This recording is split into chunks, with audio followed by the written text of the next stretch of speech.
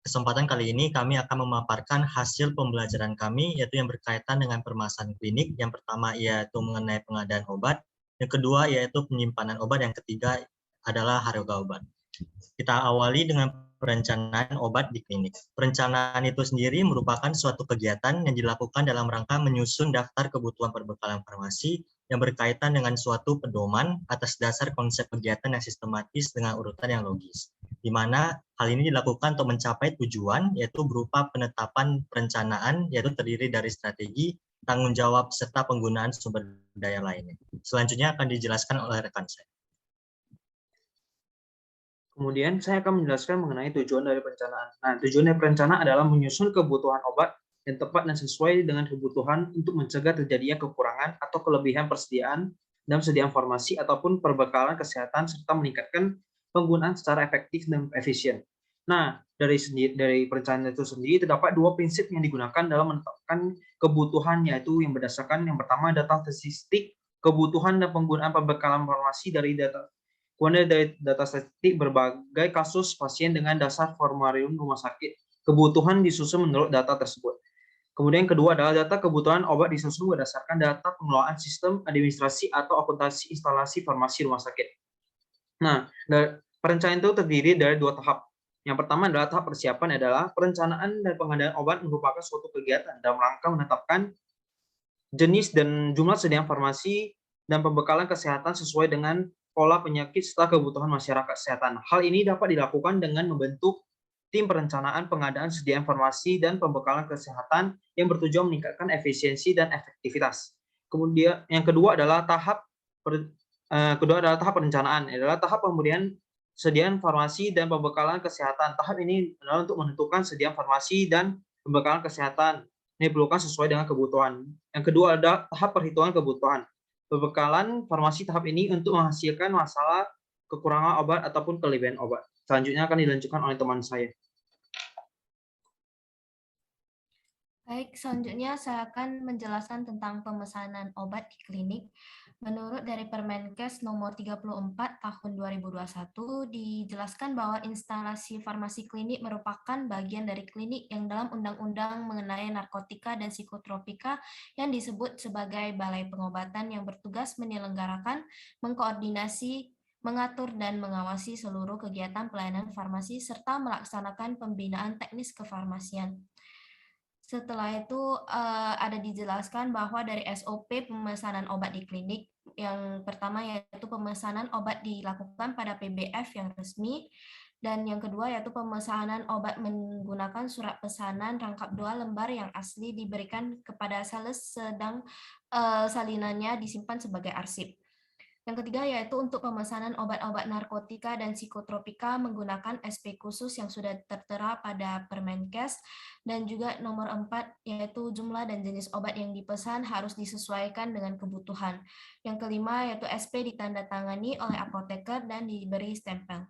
Dan untuk dapat melakukan penyerahan obat yang meliputi yang pertama itu narkotika, psikotropika, obat keras, obat bebas terbatas, dan atau obat bebas. Selanjutnya akan dijelaskan oleh rekan saya. Baik, selanjutnya saya akan menjelaskan mengenai penerimaan obat di klinik. Sebelumnya, penerimaan merupakan kegiatan untuk menjamin kesesuaian jenis, spesifikasi, jumlah, mutu, waktu penyerahan, dan harga yang tertera dalam kontrak atau surat pemesanan dengan kondisi fisik yang diterima. Semua dokumen terkait penerimaan harus disimpan dengan baik. Penerimaan obat sebaiknya dilakukan dengan teliti. Hal ini disebabkan karena pengantaran obat dapat mengakibatkan kerusakan pada sediaan farmasi atau perbekalan kesehatan. Adapun standar operasional prosedur dalam penerimaan obat adalah yang pertama, memeriksa keabsahan faktur yang meliputi nama dan alamat PBF, serta tanda tangan penanggung jawab dan stempel PBF. Yang kedua, mencocokkan faktur dengan obat yang datang yang meliputi jenis dan jumlah serta nomor batch sediaan. Yang ketiga, memeriksa kondisi fisik obat meliputi kondisi wadah dan sediaan, serta tanggal kadaluarsa. Bila rusak, maka obat dikembalikan dan diminta untuk diganti. Yang keempat, setelah selesai diperiksa, maka faktur akan ditandatangani dan diberikan tanggal serta distempel. Faktur yang asli akan diserahkan kepada sales, sedangkan faktur salinan itu akan disimpan oleh klinik sebagai arsip. Selanjutnya akan disambung oleh rekan saya.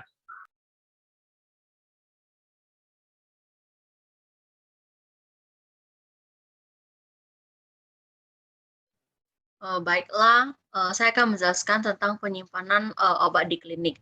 Jadi peraturan penyimpanan obat di klinik berdasarkan peraturan BPOM nomor 24 tahun 2021 dan Permenkes nomor 3 tahun 2015. Nah, di mana metode penyimpanan secara umum yaitu berdasarkan alfabet, farmakologi, bentuk sediaan, kombinasi, narkotika, dan psikotropika. Penyimpanan obat itu harus dalam wadah asli dari produsen,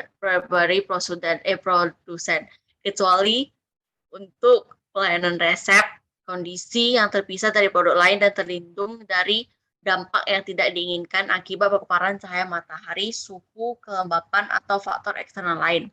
Jadi ada dua sistem, yaitu look alike, sound alike. Nah, tidak ditempatkan berdekatan dan harus diberi penandaan khusus untuk mencegah terjadinya kesalahan pengambilan obat. Yang kedua yaitu first expired, first out atau FIFO, atau first in, first out. Jadi obat yang akan expired duluan atau kadaluarsanya yang sudah dekat harus diberikan kepada pasien terlebih dahulu, atau dapat menerapkan FIFO di mana obat yang masuk duluan ke dalam stok, maka itu obat yang diberikan kepada pasien. Kemudian penyimpanan obat dan bahan obat itu harus dilengkapi dengan kartu stok. Kemudian ada 3 macam produk-produk yang harus diperhatikan, yaitu cold chain product, itu berupa vaksin. Nah, jadi penyimpanannya itu minimal dengan chiller dengan persyaratan suhu 2-8 derajat Celcius. Dan freezer untuk produk dengan persyaratan suhu minus 25 sampai minus 15 derajat Celcius. Kemudian pemantauan suhunya minimal 2 kali sehari pada sore dan pada malam hari. Produk yang dilengkapi vaksin field monitor dicek secara berkala. Kemudian obat emergensi yaitu monitoring secara berkala terhadap kelengkapan kondisi kadaluarsa obat. Kemudian dilengkapi dengan kunci pengaman disposable yang menjamin keutuhan dan keamanan obat. Ditetapkan jumlah, jenis, dan penempatan obat emergensi dengan melibatkan apoteker. Kemudian obat berupa narkotik dan psikotropik. Jadi tempat penyimpanannya itu dapat berupa gudang, ruangan, atau lemari yang khusus. Terus tempat penyimpanan narkotika dilarang untuk menyimpan barang lain selain narkotika. Begitu pula dengan psikotropika dan prekursor farmasi. Kemudian obat yang berupa elektrolit konsentrasi tinggi tidak disimpan di unit perawatan kecuali untuk kebutuhan klinis yang penting. Penyimpanan obat yang rusak atau kadaluarsa harus terpisah dari obat yang masih layak digunakan. Kemudian melakukan investigasi adanya selisih stok dengan fisik saat stok opname dan mendokumentasikan hasil investigasi dalam bentuk berita acara hasil investigasi. Selanjutnya akan dijelaskan oleh teman saya.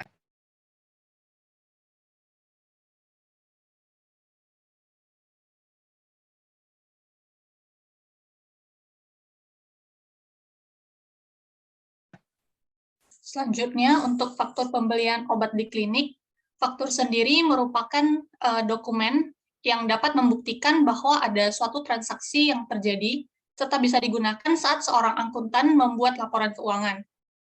Faktur pembelian ini merupakan invoice yang diterima konsumen maupun PKP atau pengusaha kena pajak yang berasal dari penjual, di mana barang tersebut juga termasuk BKP atau barang kena pajak. Komponen dalam faktur pembelian mencakupi nama pembeli dan pedagang, alamat lengkap dari pembeli dan pedagang, jumlah barang, nomor order, nama barang, harga satuan barang, total jumlah barang keseluruhan, total harga per jenis barang, alamat lengkap pengiriman, dan tanggal pengiriman. Manfaat dari faktur pembelian ini yaitu faktur pembelian akan menjadi dokumen yang dapat menunjukkan persediaan barang sesudah pembelian dilakukan. Serta faktur pembelian itu akan menjadi dokumen yang sah dalam hal pencatatan dalam pembukuan. Selanjutnya akan dijelaskan oleh rekan saya.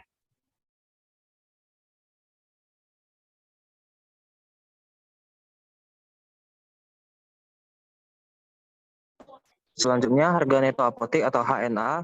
Harga neto apotik adalah harga jual termasuk dengan pajak pertambahan nilai atau PPN dari PBF atau pedagang besar farmasi kepada apotek, toko obat, instalasi farmasi rumah sakit, ataupun klinik. Selanjutnya akan dilanjutkan oleh teman saya.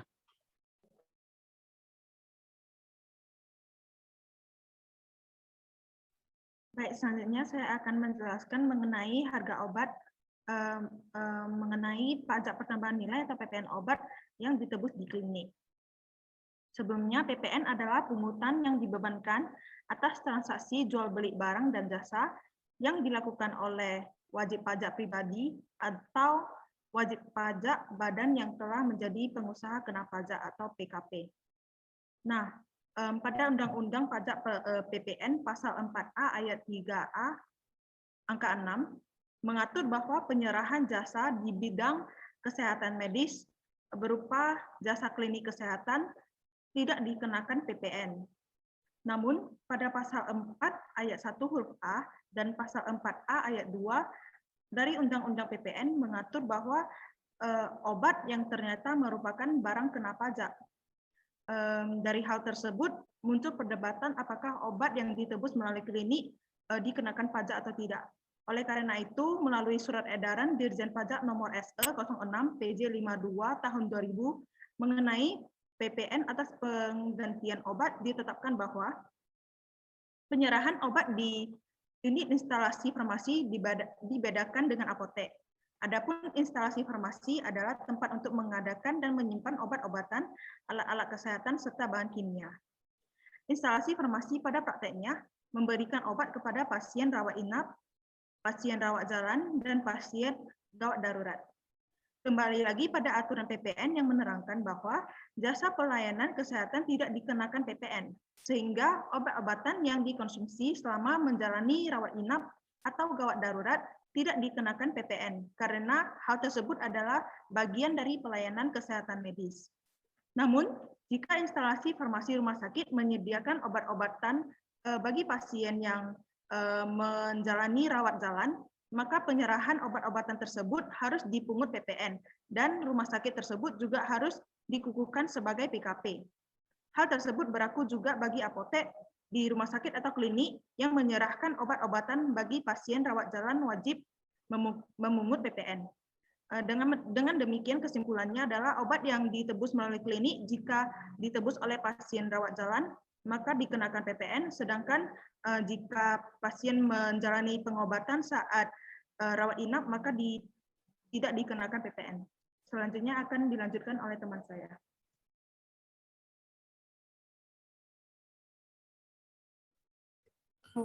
Baik, saya akan menjelaskan tentang harga jual apotek atau HJA di klinik.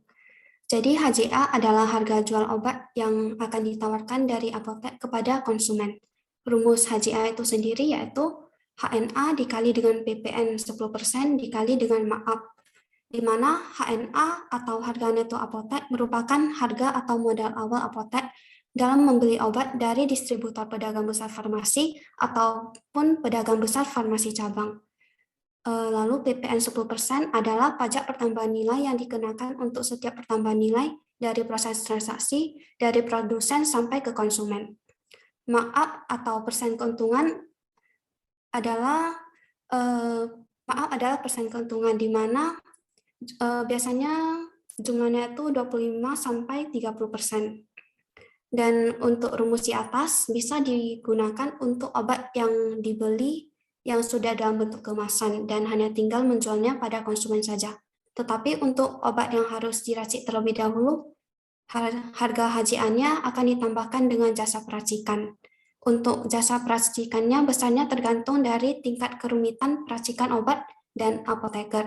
Dan untuk rumusnya, untuk yang menggunakan jasa peracikan, maka HJA-nya akan menjadi HNA dikali dengan PPN 10% dikali markup ditambah dengan jasa per resep. Selanjutnya akan dilanjutkan oleh teman saya. Selanjutnya yaitu harga jual apotek atau HJA tidak boleh melebihi harga eceran tertinggi atau HET, di mana ketentuan mengenai harga obat itu diatur dalam Permenkes nomor 98 tahun 2015 tentang pemberian informasi harga eceran tertinggi obat. Pasal 1 ayat 1 peraturan tersebut memberikan pengertian harga eceran tertinggi obat sebagai berikut.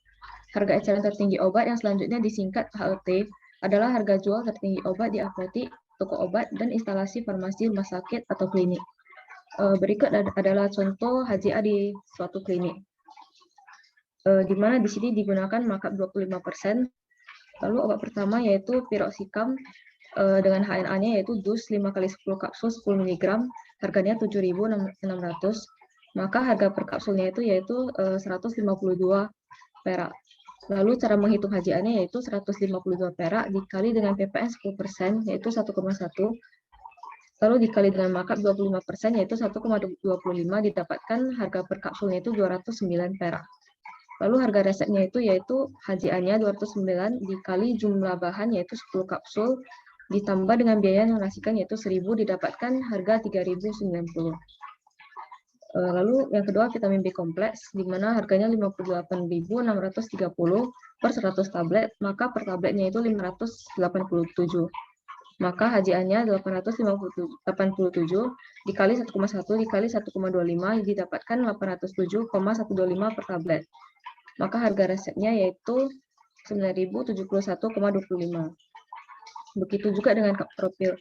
Lalu maka harga totalnya yaitu harga total semua resep yaitu 3.090 ditambah 9.071,25 ditambah 1.880 didapatkan 14.041,25 dan dibulatkan menjadi 14.100. Sekian hasil diskusi dari kelompok kami. Terima kasih.